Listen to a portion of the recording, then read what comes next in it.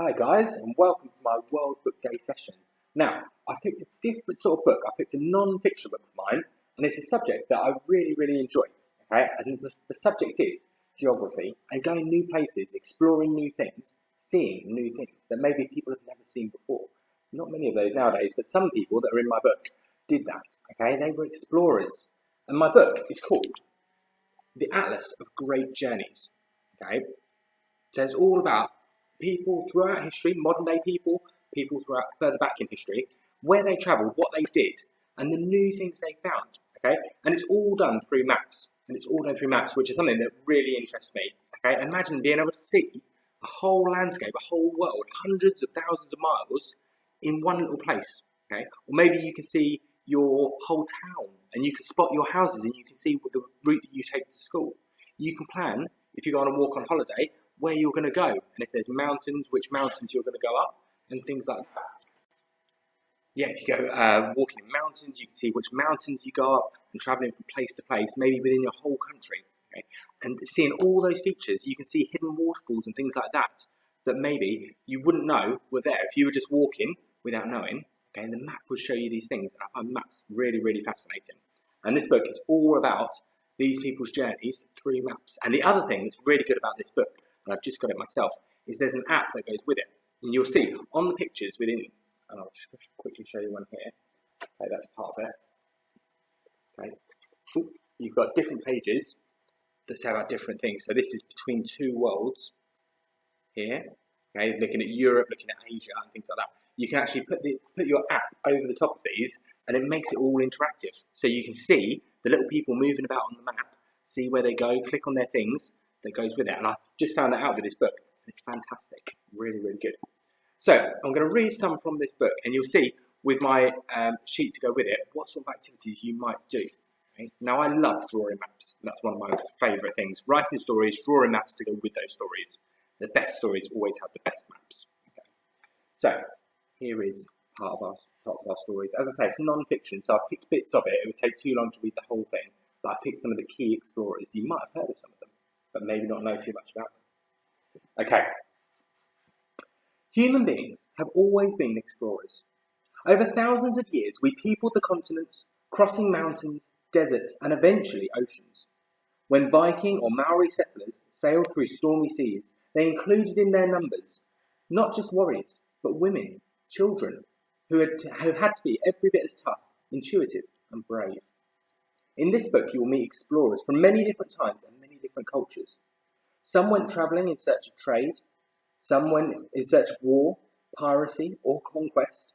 Others were refugees fleeing war, and some journeyed for their religion, as pilgrims, missionaries, or even prisoners of repressive regimes. Some left their homes out of curiosity, always wanting to know what lay beyond the next river or mountain range. Many sought scientific knowledge, wanting to understand more about our planet. The famous European expeditions from the 1400s to the 1700s were mostly led by men, but by the 1800s, pioneering women explorers were making their mark. And in the 20th century, female sailors, aviators, and astronauts had made history, gaining as much fame as ancient female leaders like the pharaoh Hatshepsut. Today, the world has shrunk. We communicate globally and travel at speed. Satellites orbit the Earth and see everything in incredible high-resolution detail. Sadly, they also record the damage that humans have done to the planet's oceans, rivers, and forests.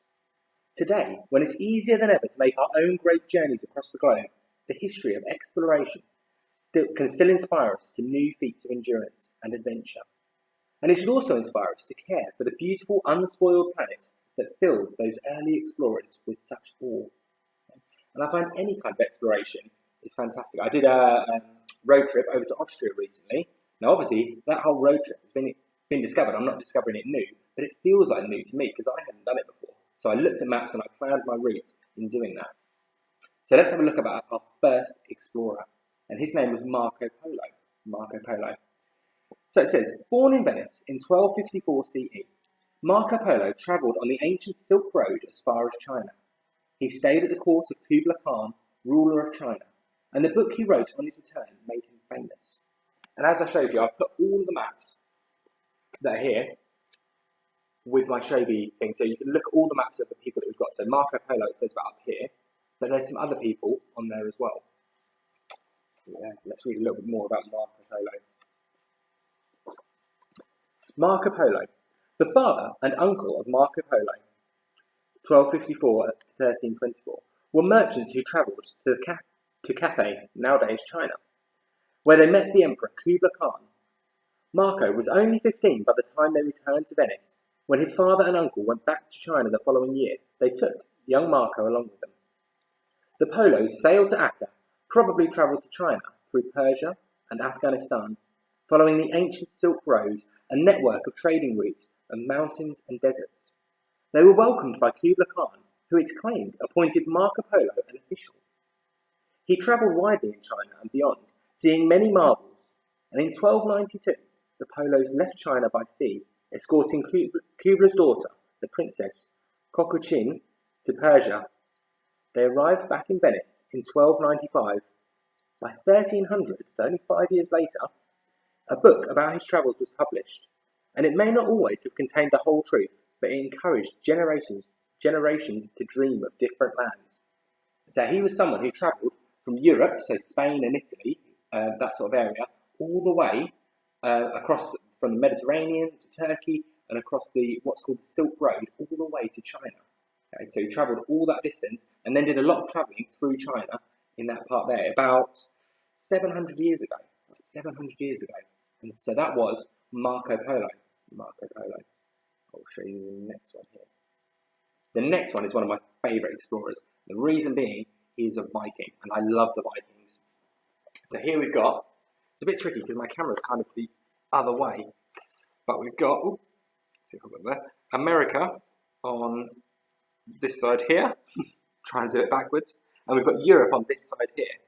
So Leif Erikson is this box here, which I'm going to read in a moment. He came from Scandinavia, Iceland up here, so Scandinavia and Sweden and Finland are there, and Denmark. And he went from Iceland all the way round Greenland across to America. He was one of the first people to come from Europe to America, much earlier than the people we might know, like Christopher Columbus. So it says, Atlantic crossing. Prehistoric peoples reached the Americas by crossing a land bridge from Asia, but the first Europeans, the Vikings, and much later, Christopher Columbus, crossed the sea. Hundreds of years later, intrepid pilots would make their first Atlantic crossings by air. So in the Leif Erikson's age, about 1,000 years ago, he could only travel by boat. And they had very good boats, the Vikings, but they were still only wooden boats, and that was a real journey to get across there. So, Leif Erikson. Leif, the Lucky, was an explorer who completed the long Viking advance through the islands of the North Atlantic. He reached the mainland of the Americas nearly 500 years before Christopher Columbus. Leif's expedition of discovery in about 1000 CE took him to Labrador and Newfoundland. You might have noticed Labrador and Newfoundland are both the names of dogs. Something there. But as it says there, 500 years before Christopher Columbus. Now, Christopher Columbus is largely recognised as being the first person, or one of the first people from Europe to travel to America. Okay, and he's in here as well. I might read him in a moment. But Leif Erikson did it a long time, 500 years before him. Let's find out a little bit more about Leif Erikson. The Vikings were the great explorers of the early Middle Ages, as well as being expert warriors, traders, and settlers. They headed across the North Atlantic in stages during the 800s, from the Faroe Islands to Iceland and then on to Greenland. Greenland is the world's largest island and part of the North American continent. Its settlement was organised by Eric Thorvaldsson, the Red, about 982, and his son Leif, known as the Lucky, who finally reached mainland North America. A Viking called Bjarni Herolfsson had first glimpsed this coastline when he was blown westward during a storm, so he had sort of seen it by accident when he was blown in a storm. Leif heard about this sighting and organised an expedition there in about 1000 CE. More Viking expeditions followed, and a brief attempt at settlement. There was fighting between the Vikings and the first peoples living there. In the 1960s, archaeologists found remains of Viking buildings at Lance Orks Meadows in Newfoundland. So there we go. One of our early explorers from Europe going all the way to America, a long time before anybody else. And as I say, he's a Viking, so automatically one of my favourite explorers. Let's have a look. So that was Europe to America. We've looked at Europe going to China. Let's have a look at another one.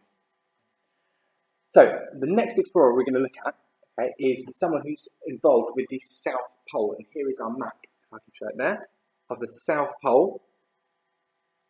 One of the biggest continents on Earth, and it is a continent because the South Pole, although it looks like ice, is actually land underneath. Okay? And this chap is called Roald Amundsen. Roald Amundsen, and you can see his route. Ooh, see if I can do it without dropping my book. It's from down here and up there to the South Pole. Now it looks like a really short route, that, okay?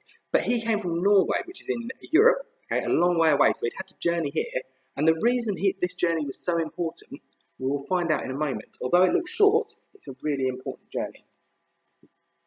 Okay, in 911-12, so it's only about 100 years ago, just over 100 years ago, Norwegian explorer Roald Amundsen's team became the first to reach the South Pole. That's why it's important. He was the first explorer to reach the South Pole.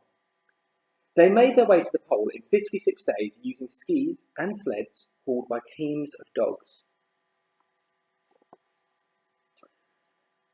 The Norwegian polar explorer Roald Amundsen made his claim to fame at both ends of the world. He first travelled to Antarctica with the Belgian expedition in 1897 to 1899, and in 1903 to 06, he finally succeeded in navigating the maze of Arctic islands to find a way through to the Northwest Passage. In 1910-12, he returned to Antarctica for his successful bid to reach the South Pole, the remotest and bleakest place on Earth. So his goal was to be the first person to reach the exact South Pole of the Earth, and he was the first person. That might have been enough of an achievement for anybody, but Amundsen was a tireless explorer with a new ship, the Maud. He began a new chapter of adventures and scientific research, exploring the Kara Sea, Siberia, the Bering Strait, and Alaska. Amundsen was attacked by polar bears, and the Maud was stuck in ice for long periods. In 1925, he flew with the team to the North Pole in the airship the Norge, and he had the satisfaction of having stood at both poles. 3 years later, he and his plane were lost on an Arctic search and rescue mission.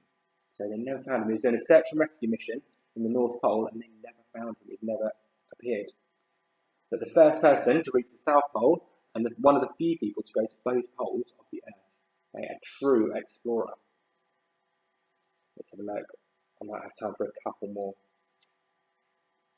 A very famous scientist here. So that one was only about 100 years ago. Remember, Leif Erikson was about 1,000 years ago, and Marco Polo was about 800 years ago.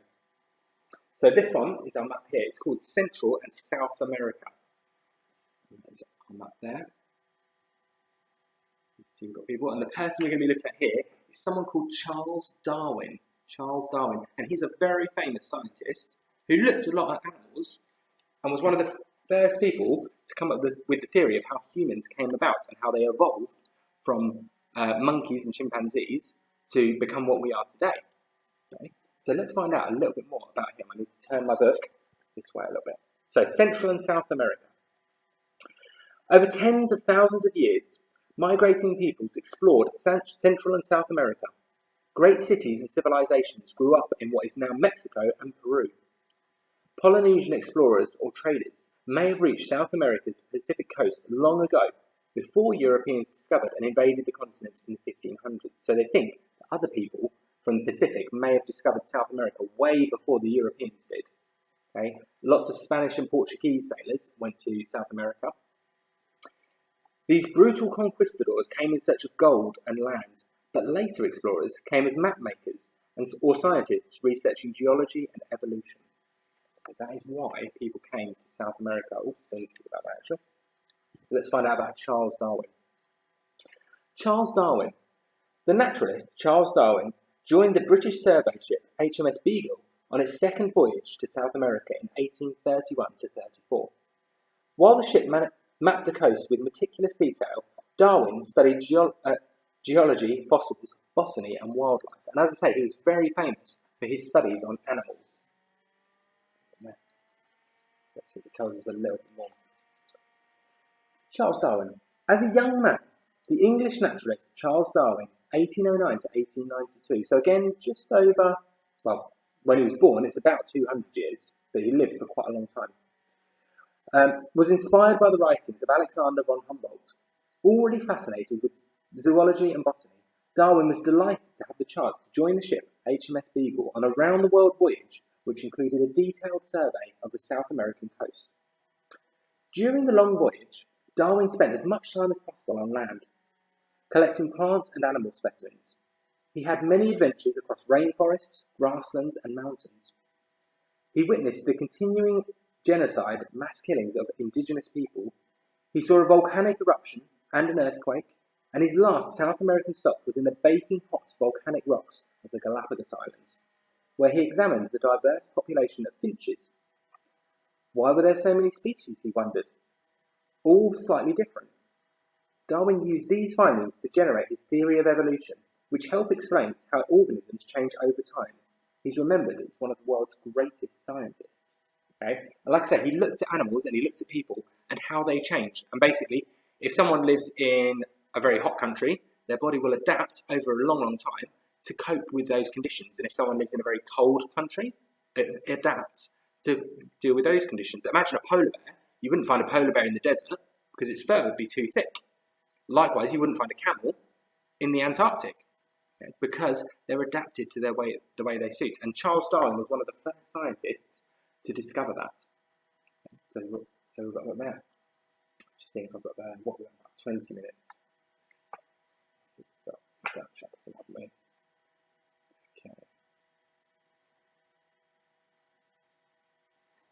Okay, so I hope you've enjoyed my book. As I say, this book has got loads and loads of other things in it, okay? And it's got that interactive app as well. But it's a fantastic book. Okay? I really thoroughly enjoy it and thoroughly recommend it to anyone who's interested in exploration or maps or anything like that, finding out about the world. Okay? It's one of those things I really love doing. And as I say, you can create great stories from maps. I think they almost tell stories as good as any other book because you can use your imagination to build that landscape in front of you when you see that laid out in front of you as a map. And you can see the journeys and think about what happened on those. Okay? It said in there, Roald Amundsen got stuck in the ice. He was attacked by polar bears and things like that, all on his journey. So I hope you enjoyed that book. I look forward to seeing some of your activities. We've got a few activities you can use. So one of these things, and one of the things I might do, and maybe I'll put a picture up of one of my maps, is to create your own map. Okay? Think about what kind of landscape you would have. Are they going to be mountains? If it's really big, you might have a combination. You might have some mountain areas, you might have some lakes, you might have some swampy areas, you might have a desert if you were doing part of a whole world. If you were doing part of a country, you might have more cities and things like that. So think about what you want on your map. Imagine putting someone into your map. Okay? Maybe you'd write a character description from someone who lives somewhere on your map. Or maybe someone who's journeyed to your map.